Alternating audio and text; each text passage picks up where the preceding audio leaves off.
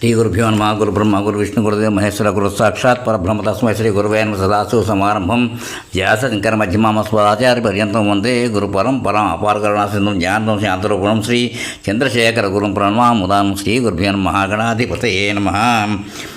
ఇప్పుడు పరలోకం పునర్జన్మకు సంబంధించిన వాస్తవ సంఘటనలు ఎపిసోడ్ 10 చెప్పుకోవాలి. ఇప్పుడు ఎపిసోడ్ 9లో ఏం చెప్పుకున్నామంటే జస్వీర్ శరీరంలో పేర్కొన్న మరొక మనిషికి ఉన్న ఆత్మ ప్రవేశించింది, అతడు బ్రతికాడు.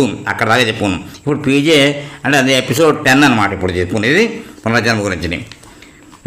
3-4 ఏళ్ల వయసులో జస్వీర్ అనే బాలకుని శరీరంలో ప్రవేశించిన ఆత్మ శోభారాం త్యాగేది అవడం చేత ఆ జీవి కొత్త శరీరంలో ఉన్నప్పటికీ తన పూర్వజన్మకు సంబంధించిన అన్ని విషయాలని ఆత్మకు జ్ఞాపకం ఉన్నాయి. శోభారాం త్యాగి బ్రాహ్మణుడు. అప్పుడు జస్వీర్ శరీరానికి 4 ఏళ్ల వయస్సు. ఇతడు జాటు కులస్తుడు.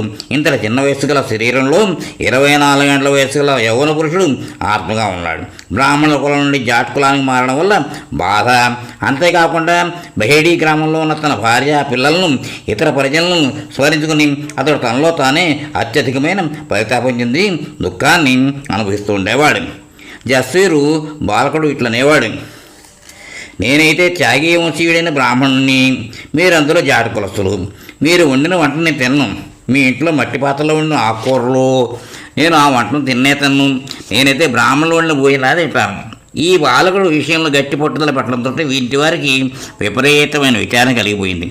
ఆ పిల్లవాని తల్లిదండ్రులు ఏమనుకున్నారంటే ఇతడు ఈ విధంగా తిండి మానేసి నీళ్ళు తాగడం మానేసి ఆకలి దెబ్బలతో అవశ్యంగా చచ్చిపోవచ్చు.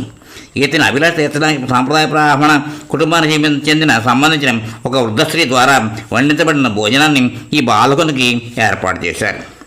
చాలా సంవత్సరాల వరకు ఈ వృద్ధ బ్రాహ్మణ స్త్రీ ద్వారా చేసిన రొట్టెల్ని తినేవాడు. ఆ బ్రాహ్మణ స్త్రీ వండి పెడుతున్నందున ఈ బాలకుడు జాతి కులస్తుల తినేవాడు కాదు. అట్లాగే మట్టి పాత్రలో కాచిన పాలు తాగేవాడు కాదు.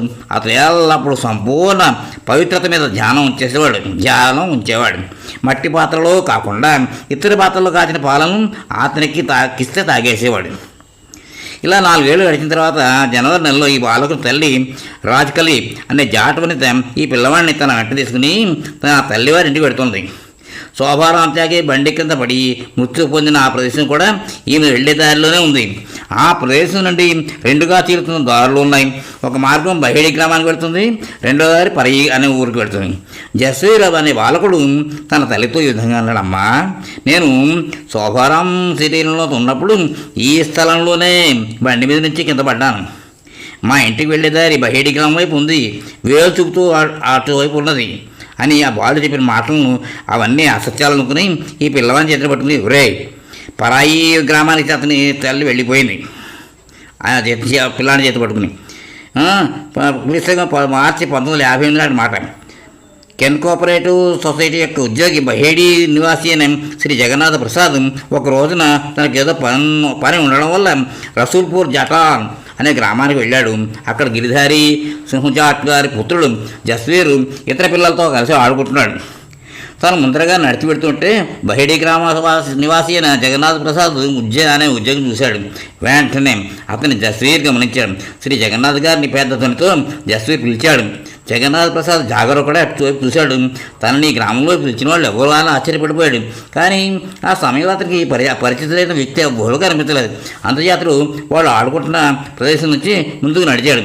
పిల్లవాడిని జస్వీర్ మళ్ళీ పిలిచాడు. అరే జగన్నాథ్, నేను పిలుస్తున్నాను, విను, నిన్ను నేనే పిలిచాను. జగన్నాథ్ ఈ మాట విని పిల్లవాడి దగ్గరికి రాగానే బాలకుడు జస్వీర్ నమస్కారం చేశాడు. ఇలా అన్నాడు: జగన్నాథ్, నీవు దయచేసి నా ఊరైన బహేడి గ్రామాన్ని తీసుకెళ్ళు. జగన్నాథ్ ఆ పిల్లవాడిని అంతకుముందు ఎన్నడూ చూడలేదు, అతని పరిచయం కూడా లేదు. అందువలన అతను ఆశ్చర్యాన్ని పొంది ఈ విధంగా అడిగాడు: ఎవరు పిల్లవాడిని? ఇది వినగానే జస్వీర్ అతనితో తాను బహేడి గ్రామవాసి అయిన శంకర్లాల్ త్యాగి కొడుకుని చెప్పచ్చు. ఆ తర్వాత తనకు జరిగిన మొత్తం సంఘటన తెలియజేశాడు. జగన్నాథ్ గారికి మరికొంత ఆశ్చర్యం కలిగి ఇలా అడిగాడు. ప్రశ్న: అయితే నువ్వు ఈ ఊరికి ఎందుకు వచ్చావు? సమాధానం: నేను బండిపై నుండి పడి మరణించిన తర్వాత నాకు వేరే చోట ఎక్కడా కూడా ఖాళీ స్థలం లేకుండా పోయింది. జస్వీర్ అనే బాలకుని మృత శరీరం ఖాళీగా ఉన్నందువలన నేను ఈ శరీరంలో ప్రవేశించాను. అక్కడితో కథ ఆగింది. జగన్నాథ ప్రసాద్ తన గ్రామమైన బహేడీకి వెళ్ళాడు. ఇక్కడ జరిగిన విషయాలన్నీ సంపూర్ణంగా ఊళ్ళోవాడు చెప్పాడు. గ్రామంలో ఈ విషయం ఉన్న ప్రతివాడు ఆశ్చర్యతో అడిగినాడు. ఆ పిల్లవాని పెదనాన్న, చిన్నాన్న మొదలైన బంధువులు అందరూ ఇంటి వారందరూ రసూల్పూర్ జటాన్ అనే గ్రామానికి వెళ్ళారు. పిల్లవాడని జస్వీర్ వచ్చిన వారందరినీ గుర్తుపట్టేశాడు. అందరినీ గుర్తించేసి పేరు పేరున నమస్కారం చేశాడు. అబ్బాయితో పూర్వజన్మ సంబంధం కలవారు అందరూ అతన్ని అన్ని రకాల ప్రశ్నలు వేశారు. ఆ ప్రశ్నలన్నింటికి జస్వీరు సరైన సమాధానం చెప్పేశాడు. అది వారందరికీ సంతోషం కలిగించింది. బహేడి గ్రామం నుండి వచ్చిన వారిలో ఒక వ్యక్తి ఉన్నాడు. అతడు శోభారాం త్యాగి బండి మీద నుండి పడి మరణించిన రోజున అదే బండిలో శోభారంతో పాటు ఉన్నాడు. అతడు జస్వీరుని అబ్బాయిని తన పేరు చెప్పాలని ప్రశ్నించాడు. జస్వీర్ సమాధానం, నేను మీ పేరైతే మర్చిపోయాను. నాకు ఒక అంశం బాగా గుర్తుంది. నేను బండి మీద నుంచి పడిపోయినప్పుడు మీరు నన్ను లేపి మీ ఒళ్ళో పడుకోబెట్టున్నారు. అతి వాస్తవమైన ఈ విషయాన్ని ఆ బాలకుడు చెప్పే వరకు ఆ వ్యక్తి కూడా ఆశ్చర్యం మునిగిపోయాడు.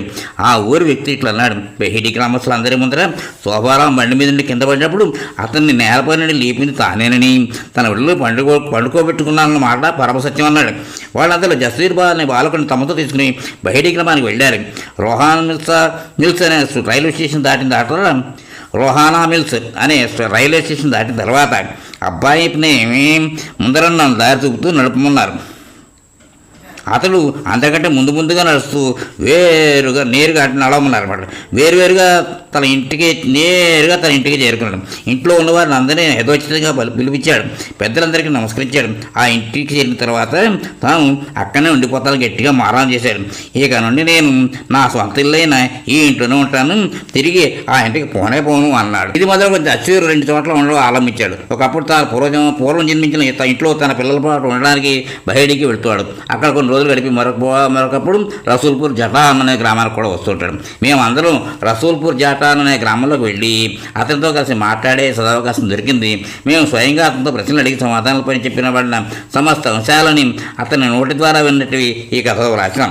భగవాన్ శంకరాచార్యుల వారు ఇతరులైన మరికొందరు యోగులు పరకాయ ప్రవేశం చేసినట్టు సంఘటనలు వింటున్నాం. కానీ వాళ్ళందరూ మంచి యోగసిద్ధి కలవారు. పరకాయ ప్రవేశం అంటే ఒకరు మరణించినప్పుడు శరీరం దహనమైతే ఆ శరీరం వెళ్ళిపోయిన ప్రాణం వేరొక శరీరంలో ప్రవేశించి ఆ శవంలో చేరిపోవడాన్ని దాన్ని బ్రతికించడం. శరీరం వేరు, చేరిన ఆత్మ వేరు. ఈ కథలో వచ్చిన శోభారాం త్యాగి అనే బ్రాహ్మణ యోగుడు యోగ సాధన చేసిన కయోగి కాడు. అట్లయితే ఈతలు జస్వీర్ శరీరంలో ఎలా ప్రవేశించాడు? దీనికి సమాధానం ఇది. ఎవడైనాను ఒక మనుషుడు చిన్న వయసులో అకస్మాత్తుగా మరణిస్తాడో అతని జీవితంలో పూర్తిగానే కానీ అతని కోరికలు ఎన్నో మిగిలి ఉండడం చేత అసంతృప్తిగా ఉండిపోతాడు. అతనికి ఏదైనా ప్రాణం లేని శరీరం కనిపిస్తే ఈ ఆత్మ అందులో ప్రవేశిస్తుంది. ఇదే విషయం ఈ జస్వీర్ కథలో జరిగింది. వాస్తవంగా చెప్పాలంటే ఈ విధమైన సంఘటనలు చాలా తక్కువ జరుగుతాయి. ఇది జరగడానికి అవకాశం ఉంది అనేది పరమ సత్యం. ఇక్కడితో ఎపిసోడ్ ఆప్యర్థం. స్వస్తి.